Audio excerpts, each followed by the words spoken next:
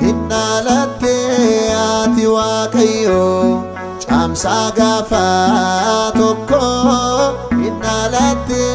ati waaqayyo Yakemi fana abba fare shira Yakemi fana abba fare shira Yakemi fana abba fare shira Yakemi fana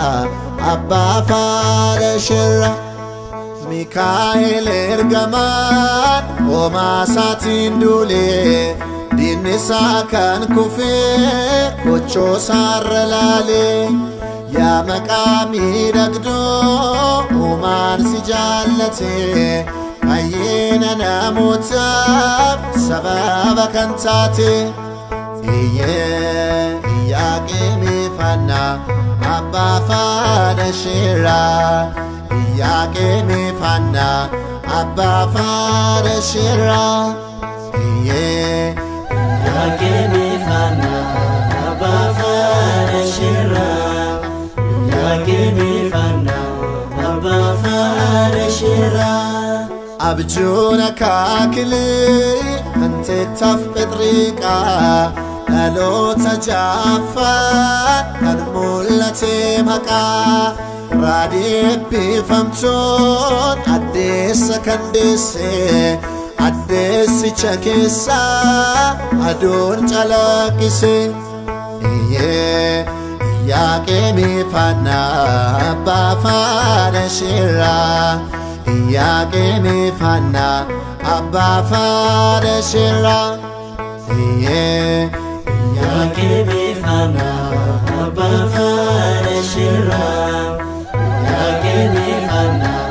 abba fare shira Atbal balabaha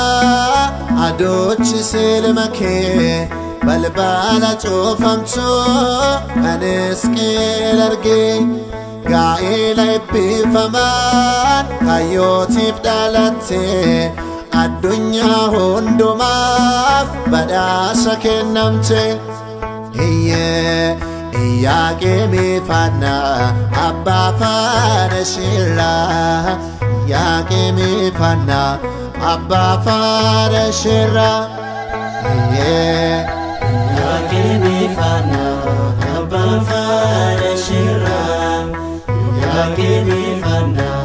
abba fare shira Ifangu tamira garri libanosi Gifti todalate ada Yesusi Sirra barannirra galata saflana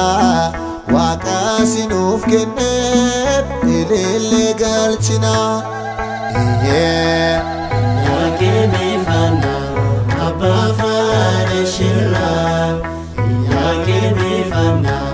abba fare shira